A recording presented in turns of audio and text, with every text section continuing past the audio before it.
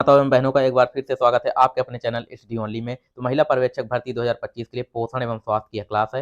One topic one class से संबंधित यह क्लास रहेगी। इसमें पोषण एवं स्वास्थ्य से बात करें तो आपके जो एग्जाम है उसमें 55 नंबर के क्वेश्चन आएंगे। इसकी फुल तैयारी हमारे द्वारा कराई जा रही है। इसका लाइव टेस्ट आपको देना है। लाइव टेस्ट स्टार्ट हो चुका है। जल्दी जल्दी आप लोग अपने साथियों के साथ सेशन शेयर कर दीजिए और साथ ही अन्य लोगों को भी बुलाइए। और उसके बाद यह रिवीजन क्लास है, तो रिवीजन के लिए आप लोग इसमें देखेंगे आपके कितने मार्क्स आते हैं। 20 क्वेश्चन है जो कि टॉप मोस्ट क्वेश्चन हमने इसमें लिए हैं सेलेक्ट करके। तो इनमें आपको क्वेश्चन देख के आंसर लगाना है और फिर कितने आपके आंसर इसमें सही हुए आपको वो कमेंट बॉक्स में बताना है। ठीक है, तो चलिए आइए अब स्टार्ट करते हैं आज की क्लास। सेशन में अच्छे से जुड़ जाइए और अपने जो साथीगण हैं उनको सबको ये शेयर कर दीजिए सेशन लाइव टेस्ट जो कि चल रहा है। तो सबसे पहले क्वेश्चन नंबर फर्स्ट की बात करते हैं। क्वेश्चन नंबर फर्स्ट दिया गया है कि निम्नलिखित में से किस रोग को विश्व से पूर्णतः समाप्त हो चुका है, यानी कि इनमें से कौन सा रोग है जो विश्व से पूर्णतः समाप्त हो चुका है। WHO ने इसकी घोषणा कर दी है। आपके ऑप्शन दिए गए हैं, तो इसका राइट आंसर क्या होगा आप लोग कमेंट बॉक्स में जल्दी से बताइए। क्या होगा इसका राइट आंसर, आप लोग बताइए। देखते हैं कौन इसका सही आंसर सबसे पहले बताता है। तो चलिए अब हम बताते हैं। इसका जो राइट आंसर है ऑप्शन बी, चेचक जो है इसको WHO ने विश्व से पूर्णतः समाप्त होने की घोषणा कर दी है और यह जो है पूरी तरह से विश्व से समाप्त हो चुका है चेचक। ठीक है, उसके बाद क्वेश्चन नंबर जो सेकंड है उसको देख लेते हैं। क्वेश्चन नंबर सेकंड दिया गया है कि कुष्ठ रोग में पसंद की दवा कौन सी है। इनमें से कौन सी दवा है जो कुष्ठ रोग में दी जाती है। ये आप लोग के सामने इसके ऑप्शन दिए गए हैं। तो इसका जो राइट आंसर है आप सभी को बताना है।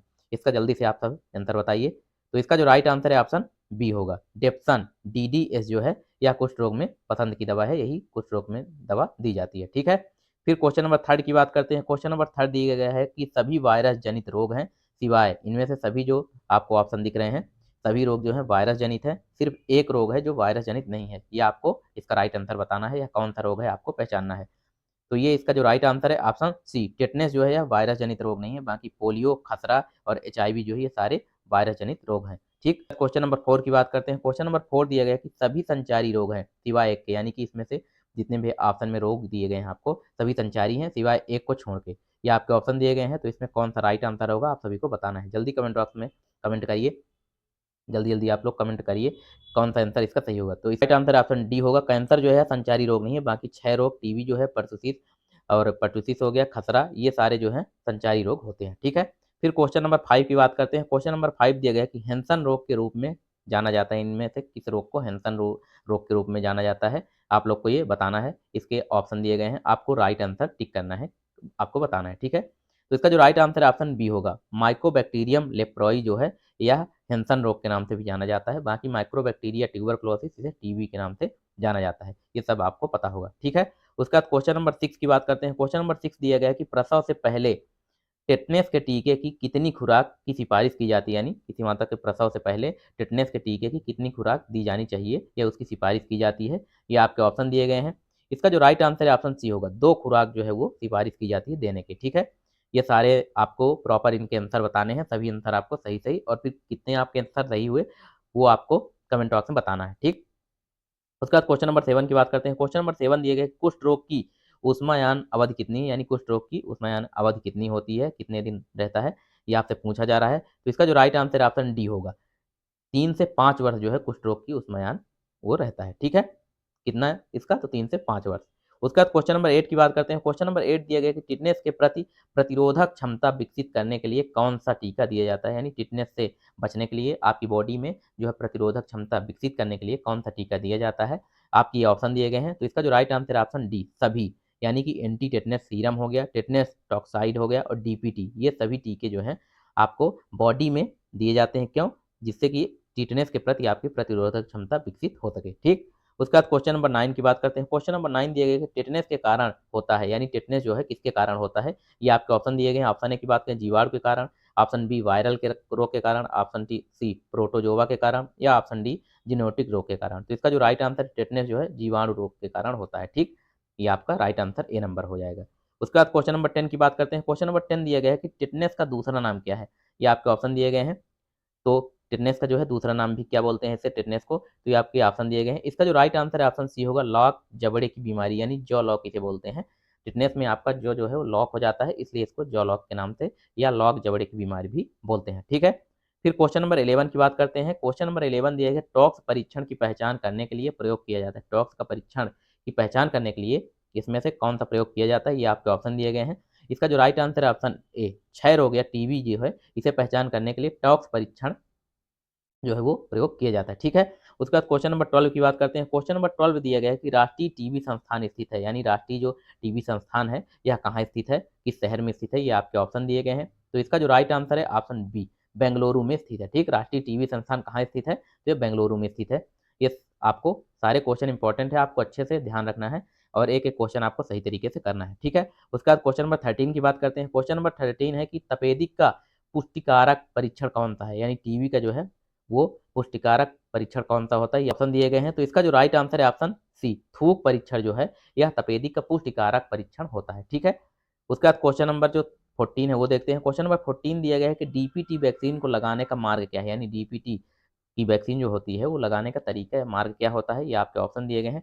इसका जो राइट आंसर है ऑप्शन ए, इंट्रामॉस्कुलर, यानी कि आपको इंटर किया जाता है मॉस्कुलर में, मास्कुलर में, है ना, ये आपको पता होगा। डीपीटी वैक्सीन लगाने का जो मार्ग है वो इंट्रामॉस्कुलर होता है। ठीक, ओरल से तो दिया नहीं जाता, ओरल यानी माउथ से आपको डायरेक्ट दिया जाए तो ये दिया नहीं जाता, चमड़े के नीचे या भी नहीं, और इंट्रा त्वची जो है या भी नहीं। तो इसका जो राइट आंसर है ऑप्शन ए होगा, इंट्रामॉस्कुलर में दिया जाता है डीपीटी की वैक्सीन।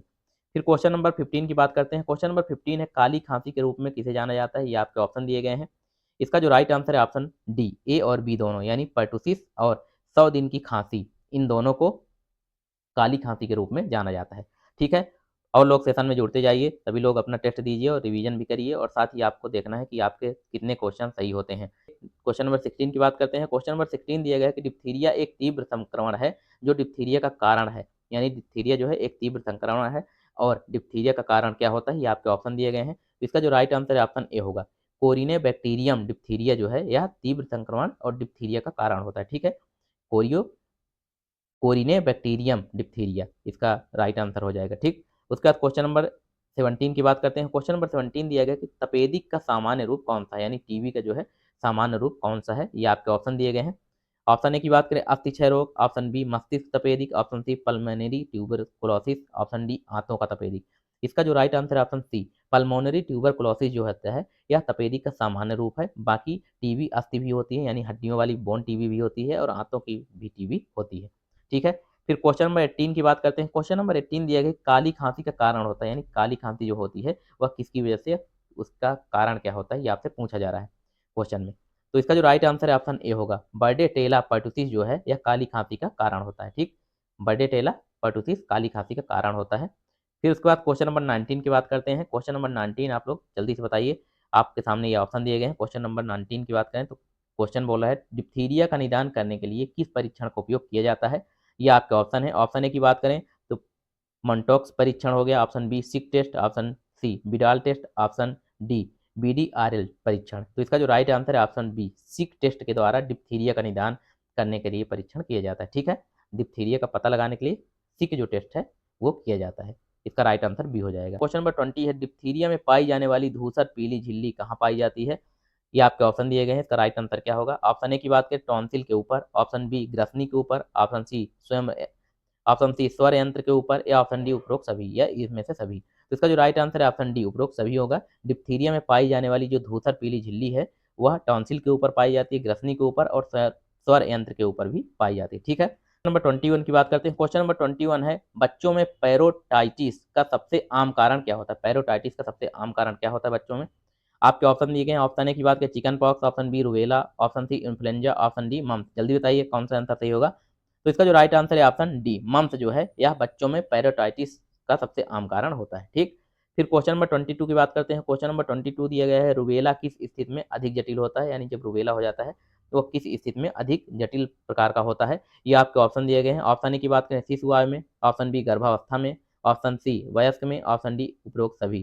तो इसका जो राइट आंसर है जल्दी आप लोग बताइए, इसका राइट आंसर क्या होगा। इसका राइट आंसर है ऑप्शन बी, गर्भावस्था में रूबेला सबसे जटिल होता है। ठीक, क्वेश्चन नंबर 23 की बात करते हैं। रूबेला के रूप में जाना जाता है, यानी कि रूबेला के रूप में इनमें से जो आपके ऑप्शन दिए गए हैं किसको जाना जाता है, जल्दी आप लोग आंसर बताइए इसका, रूबेला के रूप में किसे जाना जाता है। इसका जो राइट आंसर है ऑप्शन सी होगा, जर्मन खसरा को रूबेला के रूप में जाना जाता है। ठीक है, जर्मन खसरा को रूबेला के रूप में जाना जाता है, रूबेला के नाम से जाना जाता है।